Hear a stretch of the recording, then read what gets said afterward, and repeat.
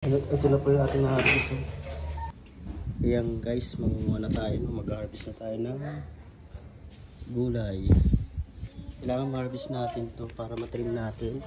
Para sa may bululi na maganda. No? Ayan po tayo ng panggulay natin.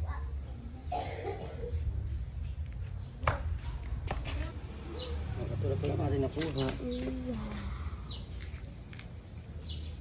Ito na po yung ating harvest. Tataba po. Totoo po pag nagtanim ka, may aaningin ka. Ayan po. Taba o. Ganda ng pagkakaano.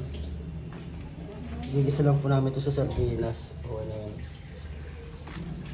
First harvest natin. Nakakatuwa. Parang kailan lang.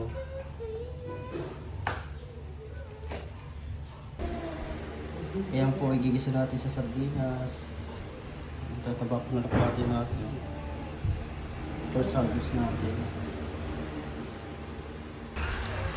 Ang ginisa natin sa sardinas.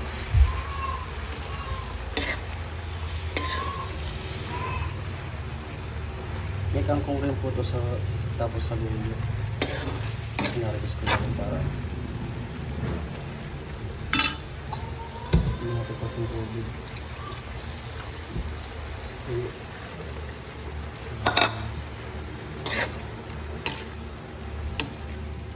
Ganda ng kulay.